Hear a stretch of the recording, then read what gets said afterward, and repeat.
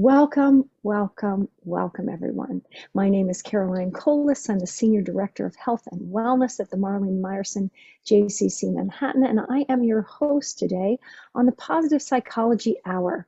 And today we're going to be discussing survivorship to thrivorship, the portals of growth that can take us there, with Kathy Washburn, who is, her company is called Carved by Cancer. And what she wants to talk about today is when our worldview shatters, when we feel distress and experience intrusive thoughts, especially after receiving a cancer diagnosis, when we are ready, and it does take time, our nervous system can actually relax and we can begin to positively reframe and intentionally reflect on our experience. Together today, we will discover the different portals of growth that can invite intentional reflection, reduce distress, and generate new meaning making and perspective about our lives, our relationships, our body, our goals, our hopes, and our values. And this will assist us in bouncing forward. I love that term. That's a great way of describing resilience, isn't it, Kathy? Bouncing forward from the experience of cancer or anything traumatic that has happened to us. Kathy Washburn is a life coach who works with individuals navigating life's most challenging transitions. And in the second career, her education and interest in positive psychology, post-traumatic growth, and narrative therapy combine to form a unique approach to personal and professional coaching. Kathy experienced advanced stage vulvar cancer and was treated at the University of Minnesota in 2002. Her current passion is to help fill the gap in patient needs during that transition from treatment to life after cancer. She founded her company, Carved by Cancer, a support network for cancer survivors that offers many portals of growth to enter into this difficult transition and live in addition to, not in spite of, a diagnosis. Kathy, let me spotlight you and welcome you to the call. I just am thrilled to have you here, and tell us a little bit about your journey. I know I just asked you pre-recording, but you are in Minnesota now? I am in Minnesota. This is my first stop as I travel. I left Boston at the end of September, and I have to tell you, there was a mix of events that happened that inspired this, but most of all, it was my frustration with social media, trying to promote what I was doing. And in the cancer community, seeing people that really were needing some help, but what they got were a bunch of likes.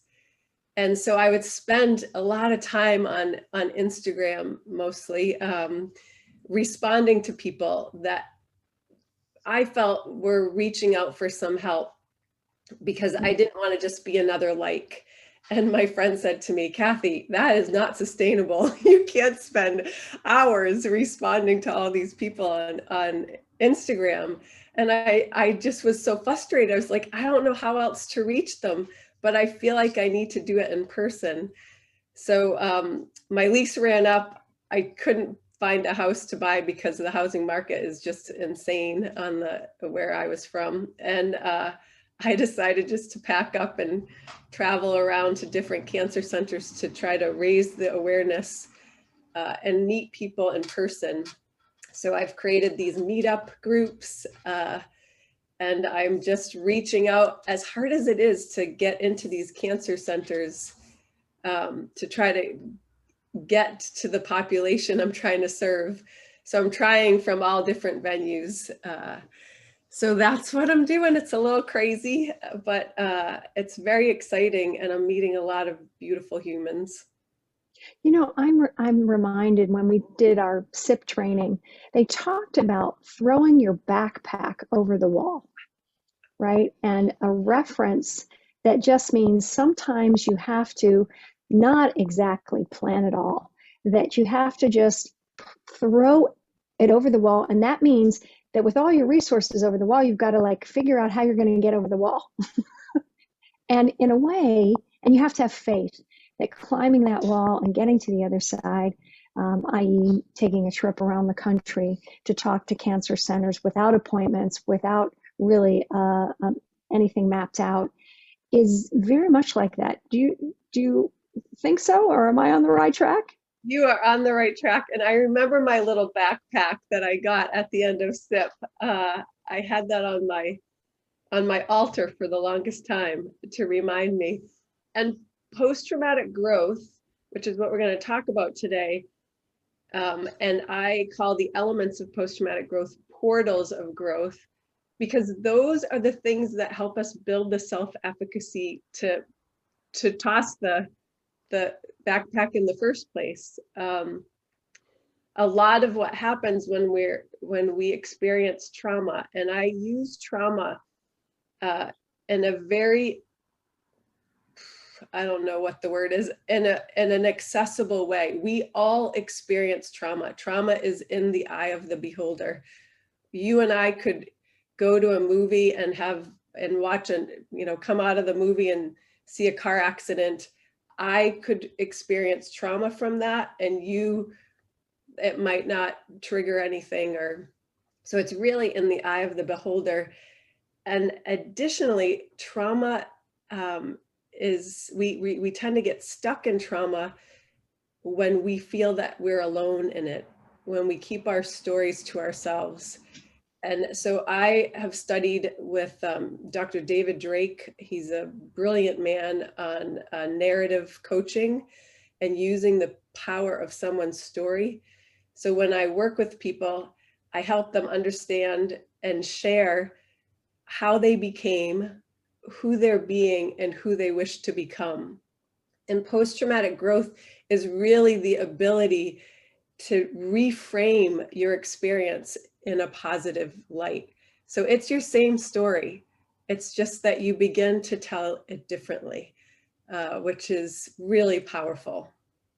I was just listening to Daniel Siegel talk about parenting and attachment theory and how integration is so important. And the story that we tell about our beginnings or trauma really is what they have found scientifically to make the difference. So it's exactly confirming what you're saying, which is that we all experience trauma, but there's hope in that it's how we interpret that trauma that really makes a difference. And of course, we can get help with that from therapy, from different experiences, from people that we can form attachments to or have communities with. And that's why I think it's so important that what you're doing in relationship to cancer. I have found, working in the cancer care space myself, that a lot of times people that get a diagnosis are surprised that the people that they thought would be there for them automatically aren't always the ones that are there for them. And that happens to be with just capacity, doesn't it? In other words, one woman said, my mom, she just couldn't be there for me. It was too traumatic for her that I had cancer. Have you found that to be similar or true in your experience in working with other people, that it's not often your family that's there for you? Go ahead. That is one of the biggest portals of growth, in my opinion, is understanding your support, or getting the support that you need. I have one client who was a previvor, and I don't know if you're familiar with that term, but it's people that have genetic predisposition for cancer and are able to make choices. So in this case, this young woman in her 20s had a double mastectomy because she was BRCA2, she had the BRCA2 gene. And she found herself in a community of people that could not support her. Her friends, they not only didn't know how to talk to her, but it seemed like they didn't want to, because they didn't want this to happen to her. And she couldn't talk to her family because her family was a family that had been riddled with loss from breast cancer. So anytime she brought it up, her whole family went electric, she would say, because, are you okay? do we need to do this? Are you going to do this? So she felt so alone in her suffering, and finding the right people to help you. You and I've shared my co-pilot and ground crew concept. To me, there are two groups of people in our life. We have our ground crew who have loved us into being, and they keep us grounded. And sometimes that grounding is for their own purposes. They don't want to see us change. Change in us might scare them. And it's not to say that you have to get rid of your ground crew. You do not, because there is this whole other pool of support, which I call co-pilots.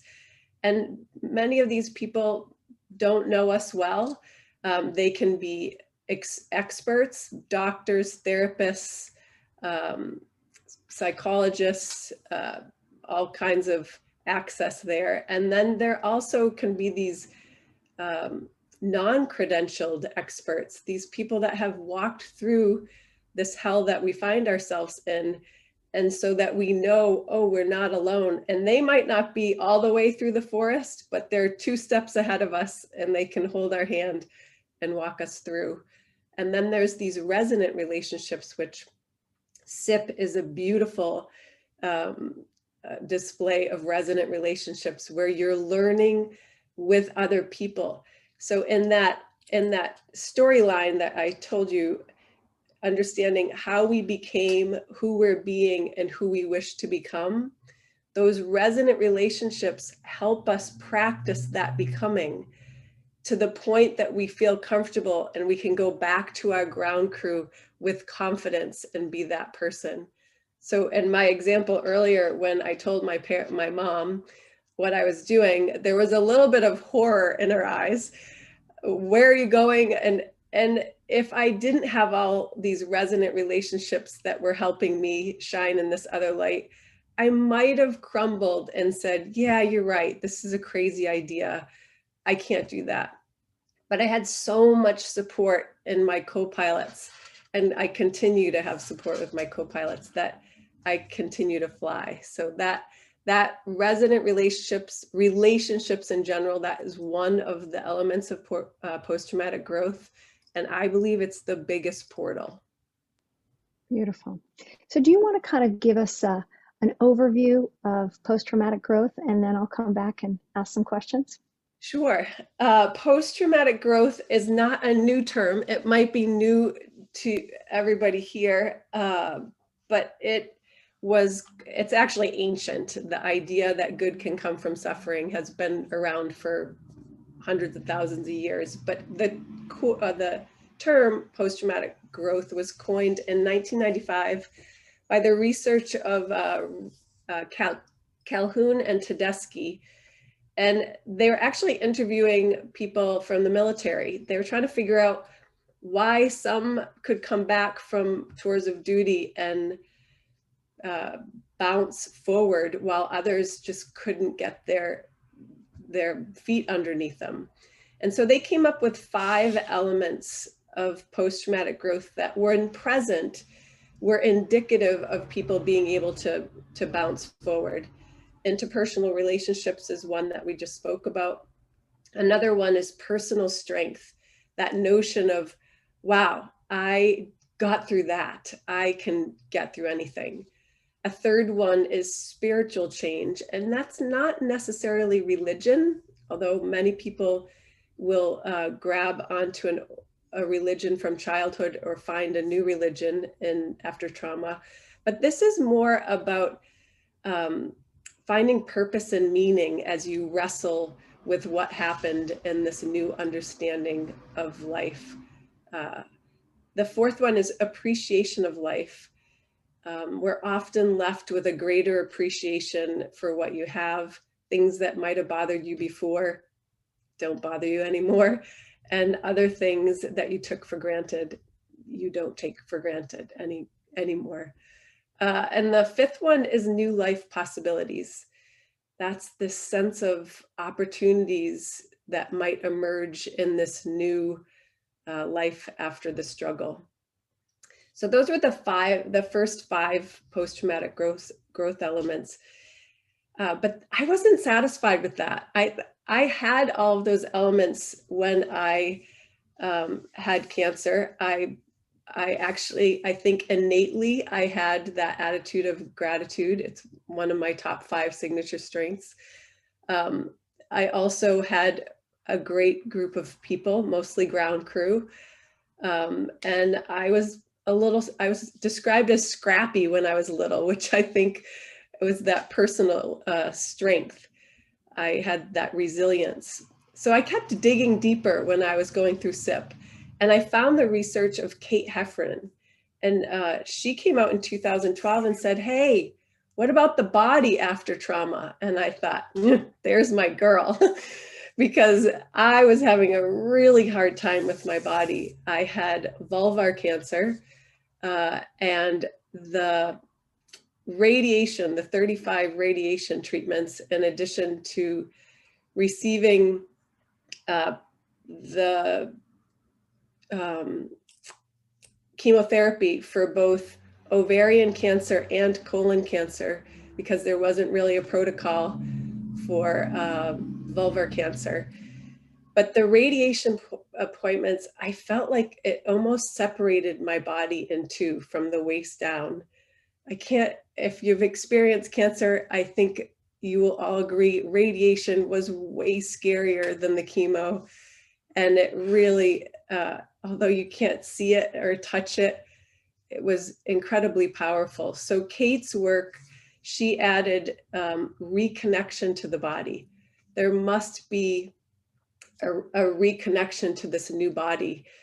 And her second one was creating new habits to support this new body. So I was so excited to see her research, and I added those two into the portals of growth. But then there was still something missing. And I added positive sexuality. Again, a huge void for me. My body at age 34, I was going through menopause. I had multiple surgeries, so I did not look like I did before. And so sexuality and intimacy with my now ex-husband was really challenging. So I added sexuality as another portal of growth. And then the last one I added, which was sorely missing, is emotional wellness, that permission to feel. And we are a culture that is not meant to feel, just in the way that we're expected to get back to normal as cancer, after going through cancer. There's no normal. We are changed people, and we step into an unchanged environment. And that is very difficult to manage. And often what happens is we fall back after several years of remaining in that unchanged environment. We will often fall back into old habits, which could result in recurrence or other illness. So it's really important to process the experience, and in this way of retelling our story through these different portals. Now, when you think about these 9 portals, some of them, like me, you could say, wow, I had that. That's just an innate person. I'm a very physical person. I was very connected to my body. But maybe emotionally, I could use a little help. And what the beautiful thing about these elements are, I think of them almost like gears. When you start to turn one, the others start to shift. And this is Barbara Fredrickson's positivity resonance. It just starts to reverberate throughout other places in your life. So what do you got for me, Caroline? Oh, so much. I mean, this is so rich. First, let's start with what you just said, which is when you start to move these one gear, all of the rest are affected. And that reminds me very much of the body, because of course, it's like if there's a blockage in one area, it impacts the rest. If we think of a garden hose and how a garden hose can get twisted and the flow can stop. So that resonated with me very much. And can you talk a little bit more, because it also feels like you can use volume up and volume down when you're working with emotions, Yeah. especially, and the permission to feel. Yes. I love that image of volume up, volume down. And I'll have to think about that a little more, because when I think of gears, I think of it almost like greasing the wheels so that they move a little easier. But you're spot on with the body. Our bodies are our best friends. They will not let us down. They have so much to tell us. And the quieter you can be to allow yourself to hear it. And some of it is not things that we want to hear, those aches and pains. And they tell us, oh, you're getting older. That's not a bad thing.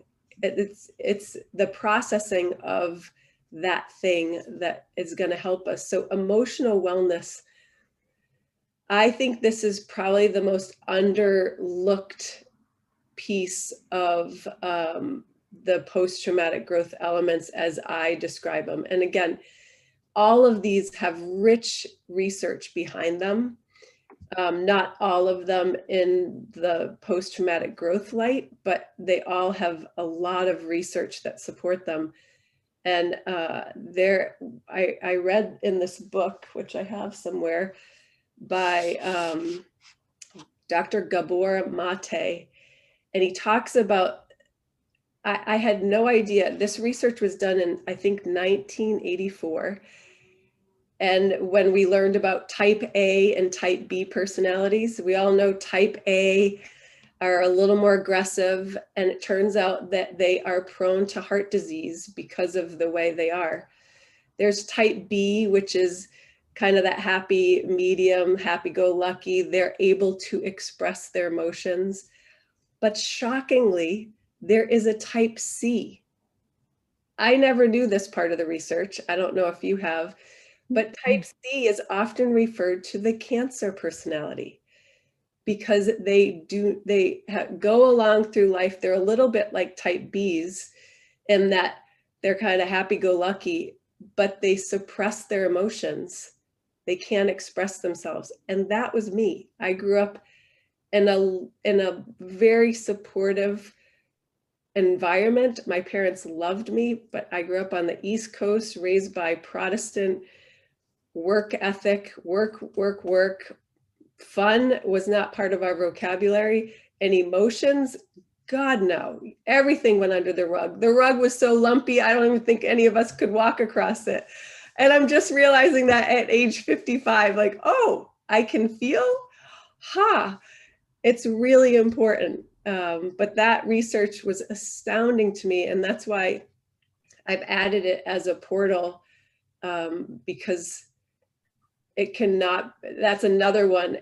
If I look at it, I introduce the list with the relationships, and I end with emotional wellness. And those two are the anchors to all of the other ones. And those two, we really have to turn the volume up on in order to have the other ones come into play. And do you find that you're working on one and then it impacts the other, or how do you work with this wheel? It's so funny that you introduced it as a wheel, because that's how I've come to have clients work with it. I have a wheel and I have them color in where they feel they are, so that we know where to launch from. Again, positively priming people, allow them to open up to this work. So when I see their wheel and they're really good about appreciation of life, gratitude, I use that gratitude element to help grease the wheels of the other ones. So it's very important. And it's just a beautiful awareness for people to understand, just like Aspire. I've often tried to figure out how to layer Spire. So Spire, for anybody that doesn't know, is a structure that we use for positive psychology coaching and within the Whole Being Institute. And it's spiritual, physical, intellectual, relational, and emotional. And so I've tried many ways to layer those on top of the post-traumatic growth elements, but I feel like it's not as simple as that. They all kind of weave throughout each other.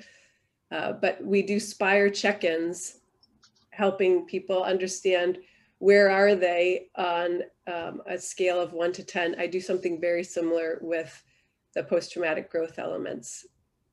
I'd love to talk about the negativity bias and cynicism and apathy, and that as a way of almost defending oneself from a traumatic or cancer experience of like, what does it matter? Or it's not really going to make a difference, or that protective mechanism that can come in because of fear of worst case scenario, and how you use your portals to enter into kind of that mindset and flip it. This is where I use the power of story.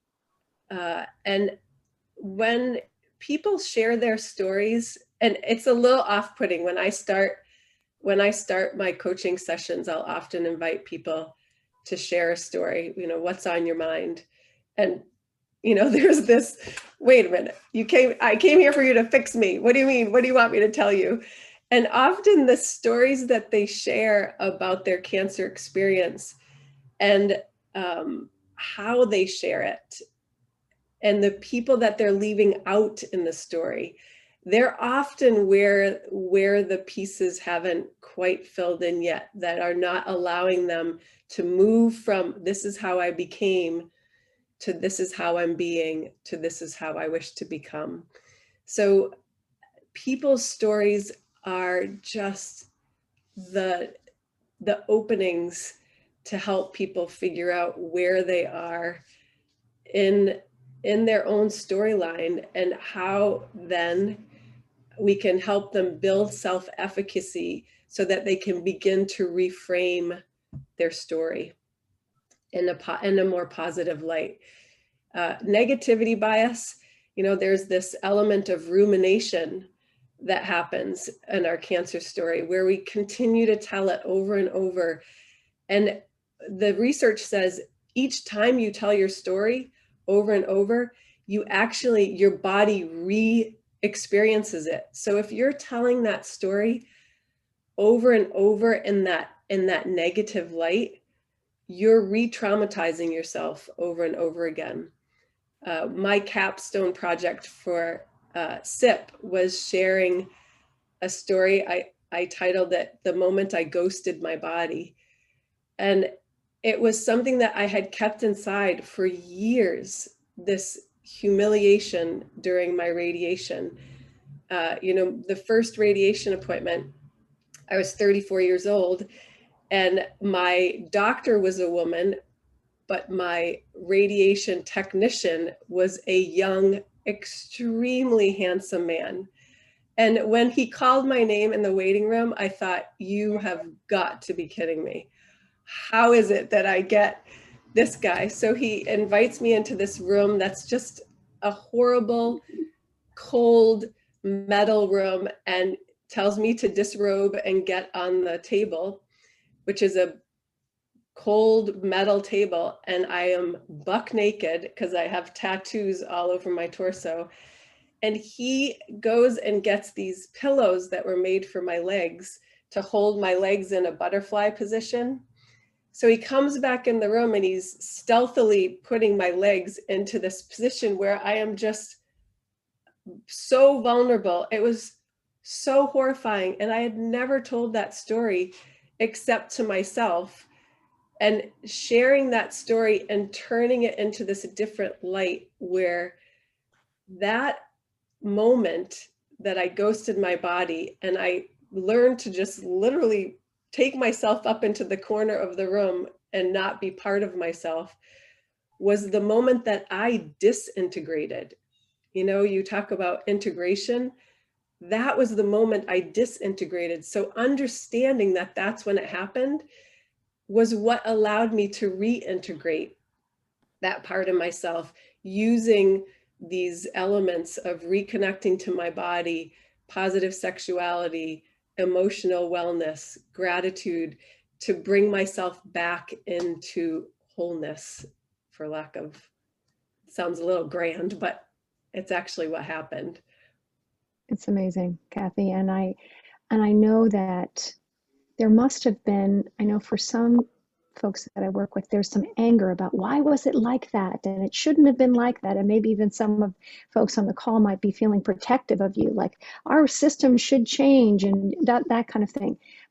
But that, and while that is true, and right, using the power of the and while that is true, there's also what you're talking about, which is the narrative that you're telling yourself and you're telling your body. So can you talk a little bit about that? Because we have to let go of some of the anger or the way we've been treated, or transform it in order to move on. So we're not re-traumatizing ourselves when we're telling the story, the power of narrative. So I'm just wondering, as there's been many of us who've had medical procedures that didn't go as well as they could have. So I'm thinking not just in the cancer space, but also in general. And then how do we not take that with us? How do we use some of what you're talking about to help us say, okay, I'm going to tell this story in a truthful way, but also so I don't have to keep carrying it with me like a heavy burden. Yeah, this is where, Fred Luskin, he is a psychologist and has a strength in forgiveness. I saw him speak at the Happiness Summit, and he said, we don't forgive and forget. We forgive and tell the story differently. And a lot of times what we're doing is we're looking back on the past through this different lens, and should have and could have and wished. And that's not really possible. We can't change what happened in the past, but we can change the story and look at it a little differently. And I think what I've come to believe is that everybody is doing their best in the moment. We do the best with what we have, with what we know in the moment. 19 years ago, these people were, I'm hoping that the healthcare system has changed, but they were taught to be unemotive. They were taught to cut off the human being that was in front of them. I think that's changing dramatically, and I know that we're trying to change it. And again, it goes back to that beginning of that Sawubona. I see you, and I'm here to be seen. We don't need to make ourselves invisible and not the masters of our own body. I could have I actually did speak up probably around treatment number 15. And I said, is there any way I can get those things that you get at the dentist? Can you just put it over me once you get the laser adjusted so I can protect my heart and my lungs? And the guy said, oh, you don't need that. The radiation is very focused. It's just, and I said, well, then why do you walk out of a room with an 8-inch door and talk to me from a speaker above? If that was the case, why don't you hang out in here with me? And he said, oh, you're right, I'll get you a blankie. But it took 15 of those experiences for me to actually speak up for myself. I have to believe in this new version of me, I would have spoken up during the first one, and not felt so out of control of things. And that's what these elements help us do. And once we build these things, all of life events get a little easier. Yes, we have negativity bias, but our awareness of our negativity bias, that in itself is magic. It's saying, oh, I know you, I know what's happening. You're afraid, and it's okay to be afraid. And what do I need to do? What knowledge do I need to acquire to help me be less afraid? Yeah. And Gary said, love this. Everything is ultimately connected. No mental versus physical health. S without the PIRE, etc. oftentimes physical pain is a manifestation of relational problems, emotional issues, or feeling spiritually connected, right? Yes, I love his work. Gary and I don't know why it took us so long to connect in this web of SIP graduates, but I just had such a lovely conversation with him, and I think we're kindred spirits on many levels. And Gary Redford, for everyone who doesn't know, is has been on our Positive Psychology Hour. Are you still over in England, Gary? Give us a thumbs up if that's the case. And just a neuropharmacologist, amazing, working with the medical profession and teaching over there, and bringing the mind-body integration that we've been talking about to the medical world, which is so important. Kathy, this is so crucial what you're talking about in terms of just your honesty and you're using your own experience. So when you're retelling that particular story, is it that, oh, that's the moment that I realized I disconnected from my body? Is that the moment that you're saying the narrative switched for you and you felt more empowered by that? No, at the time it happened, it actually was the thing that I suffered most silently about, that disconnection to my body. And the problem with cancer is that when we begin to process this stuff, when our nervous system starts to settle down and we understand the repercussions of the treatment that has kept us alive, we are no longer on the radar of that oncology team. Most likely, we're in a whole different pool of healthcare. It could be our primary care. It's likely not our oncologist. If we do see our oncologist, it might be for testing or retesting. And it's 3 months, and then it's 6 months, and then it's a year. And my experience was the primary care, I was a hot potato. My OBGYN didn't want anything to do with me, my primary care. And by the grace of God, I had an oncologist that was willing to see me when I had issues. That must have cost my health insurance a bajillion dollars, going to him for things that he wasn't really there to serve me. So when I would go to see him, I would always end the conversations with, yeah, sex is really, really painful. And he wasn't the guy, but he wanted to fix me. So how did he fix me? He wrote me a prescription. Here's a prescription for lidocaine. If you don't know what lidocaine is, it's a numbing gel. So in order to have sex, I would numb myself. Again, I would be up in the corner of the room, my body would be elsewhere. And then for 3 days, I couldn't walk because it was so painful, but I would never say anything. I was trying to go to the people that I thought could help me, but I wasn't strong enough in myself and in my own ability to feel in control of what the world, what this new version of me was. I didn't have the outlets for it. And so it continued for 15 years until the end of my marriage. And that's when I thought, God, I need help. And somehow I found Whole Being Institute. I don't even remember what the Google search was, but somehow the end of my fingers found positive psychology. And I thought, here it is. This is what I've been missing. And I was walking in New York with Phoebe once, and I was just seeped in the positive psychology world. And I said, gosh, Phoebe, do you see that? We were walking along the High Line, I think it's called.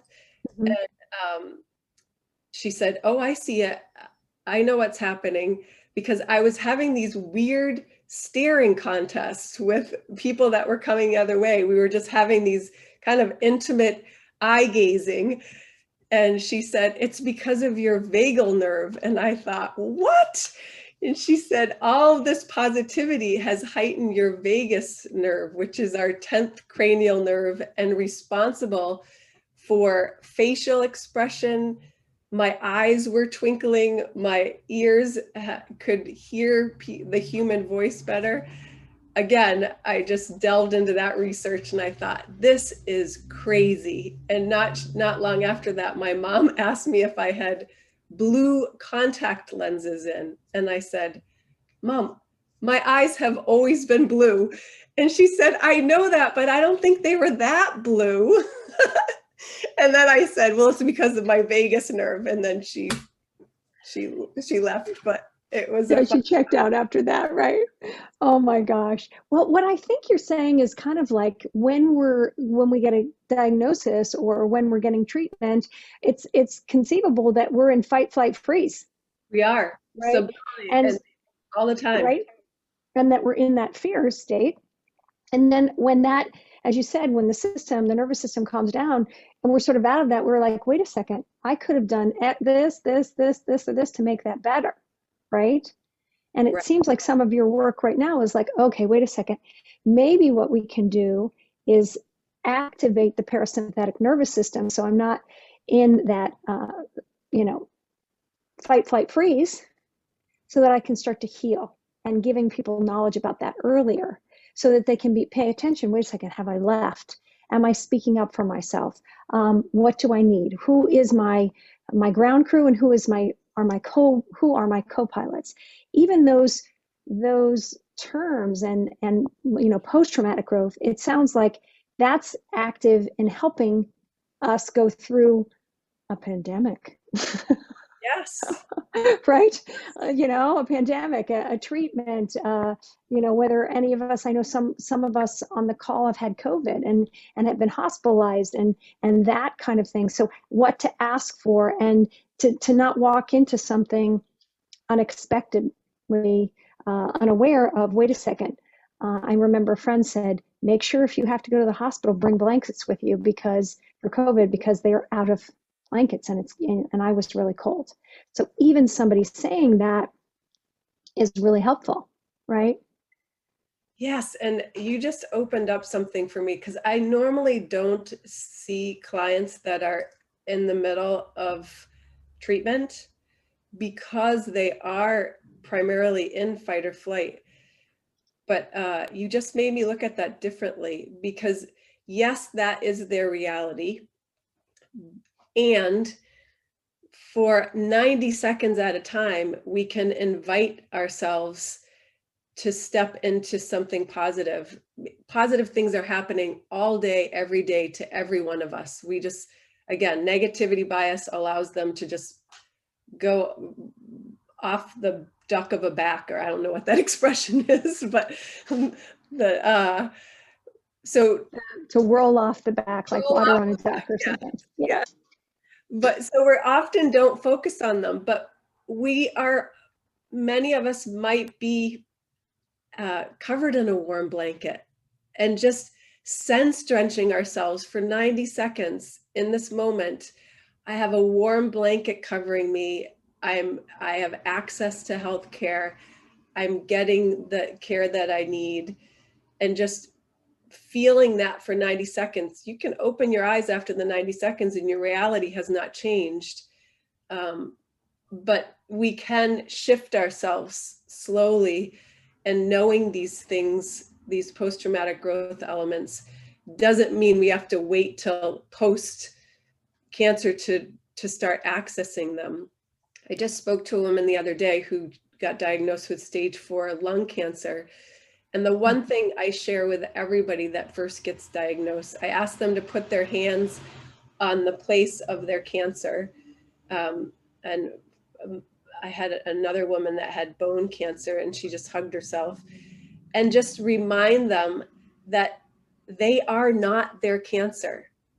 Their cancer is this rogue cells here, but the rest of us, there's a million things that are working good in this moment to help us with that. So to embrace ourselves as a human being with this cancer versus I am cancer. That's another one little shift that we can make to help our nervous system help us heal. Yeah, and I was thinking of, I don't know if you're familiar with Joan Halifax's work and how she talks about edge states and burnout even, and what, like, being in compassionate or hospice care, or helping the medical system, and how we can be wanting to help and the need can be so overwhelming, and what we can do in those moments. And it's exactly what you were just talking about. It's like taking a moment to reflect on the inner world, right? What's the inner environment, and am I tending to that? And Mm, and then what is the outside world? And what is my relationship to that? And then not identifying with the outside world, right? And she was using the example of nurses that in Japan were very burnt out because they had a patient that was dying, that was complaining and very angry at them. And they were doing everything they could, and they felt like they had failed. And she said, can you imagine, can you take a moment before you walk in the door and just breathe in and out, and just put your hands on your body? And can you feel a sense? Can you see that person is actually suffering and maybe afraid, right? And so that change in just how they viewed that particular patient was huge, right? mm, Instead of taking it on. So whether we're helping in the healthcare profession or caregiving, or we ourselves are caregiving for ourselves, it seems like that relationship of the inner world is really important. And you taught me, and I carry it with me, what's working in my body? What's working? Let me just be grateful for all of the things that are working. Let me say yes to all of the things, and notice and turn my attention to all of the things that are working. There are so many. mm. Yes, I always start with did your eyes flutter open? Are your fingers moving? Can you feel your lungs inflate? Like those three things to me are another one that I've been using is inviting people just to rub their fingers together to the point that they can begin to feel the imprints. And that just that exercise, it takes you out of whatever the reality is and just brings you back to this essence of you, your little fingerprint in the world.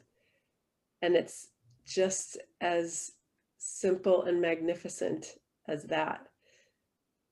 Um, Another exercise which I've come to start using more and more is inviting clients to lean back. So if they're sitting in a chair, really feel the support of your back, knowing that you yourself have your back. We're often so exposed in the front, but really feeling the support of something behind you.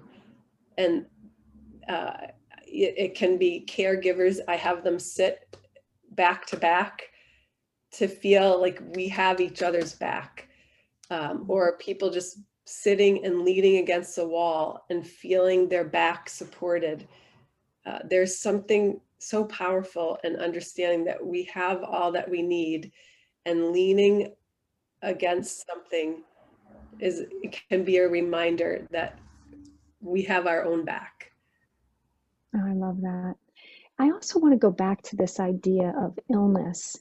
Um, and what about if we just changed our mindset about illness being something that's bad, and to like illness, death, growing older, injury, that it's part of the cycle.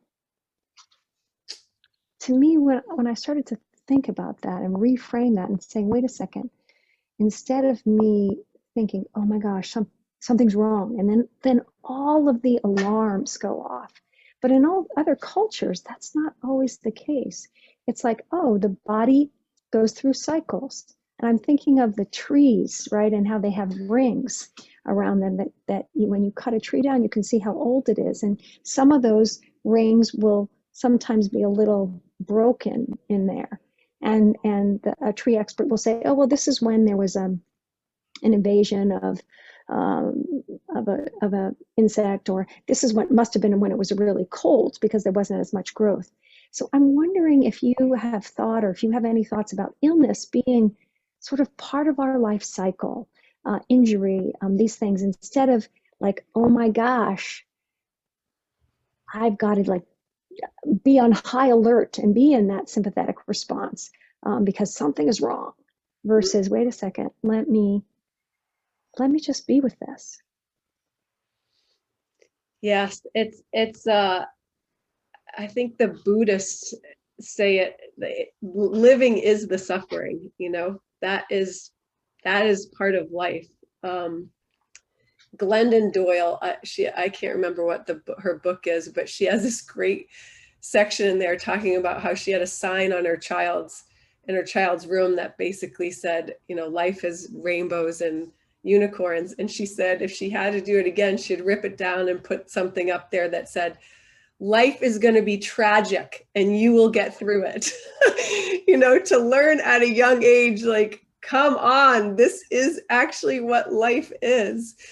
But in my discussion with Gary Redfeather just a couple weeks ago, he does this beautiful art where he takes Gary, I might have to have you come on here if you're still here, the burls or burrows, these cancerous growths on trees. So they're attached to the tree and they take all of whatever negative is happening within the tree to allow the tree to keep growing. And so if we were to look at cancer like that, like, oh, cancer is collecting all of this emotional, relational, whatever illness or dis-ease is happening, so that the rest of us can keep going. Gary, are you still here? Can we invite him to explain this a little Let's see further? if he's. I am. Yes, he is. Yes. Okay, Kathy, you were absolutely beautiful. So thank you so much. Yeah. So Kathy and I have chatted about how growth is growth. Tumors grow. That's basically what they do. You know, it's not necessarily bad. It's just something gone awry, and so we have a burrow behind it to show that this is the type of growth that is a tumor that will So actually kill a tree unless it's harvested off. But when it's harvested off, it creates an absolutely, utterly unique, beautiful vessel that can then hold something, you know, where it didn't exist before. So that's an example of carved by cancer, just like Kathy. that's amazing. Love That's that. amazing. Thank you so much, Gary. I wish you were coming in a little bit garbled there, but I just want to say so that everybody can see for the recording. Can you show that one more time? Yeah, so this is a burl that was on the tree, and that can, unless it's removed, it's cancerous and it can prevent the tree from flourishing. And what Gary has done is taken it off, and then he's carved it out and he's made a bowl from it. So gorgeous. Thank you so much. Thank you, Gary. You know, And that's, people go wonder ahead. people wonder why I named my company Carved by Cancer. And I've had a couple of people actually offended by it.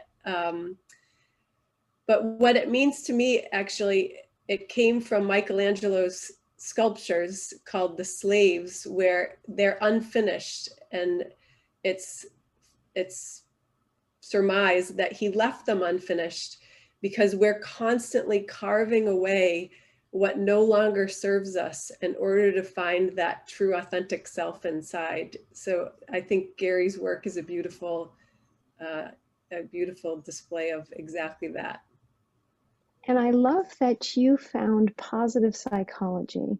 And CIP, by the way, stands for Certification in Positive Psychology, CIPP, with the Whole Being Institute. And if you're interested in that program, I highly recommend it. I know Kathy highly recommends it. It's life-changing.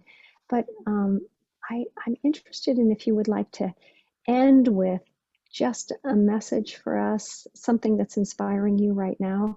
We wish you well on your journey across the nation, as you, embark upon informing cancer centers about the importance of post-traumatic growth and taking care of people. As you said, once they've finished their treatment, the nervous system is settled, and then there's a narrative to integrate, right, and heal.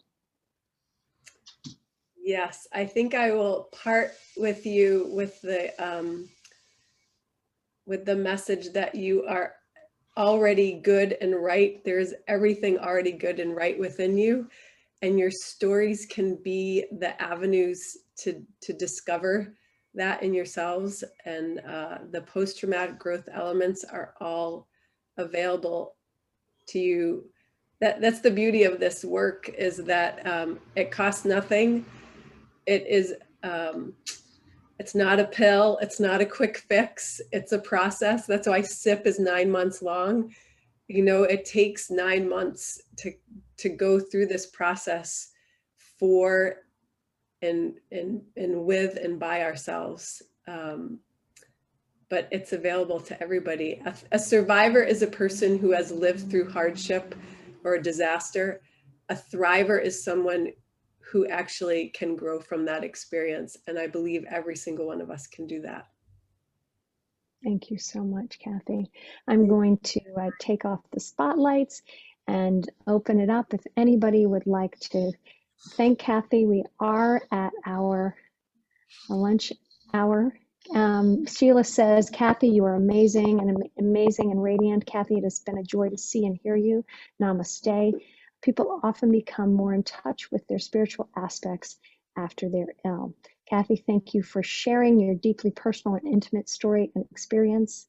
And Nancy says, yes, yes, yes, fear and growth.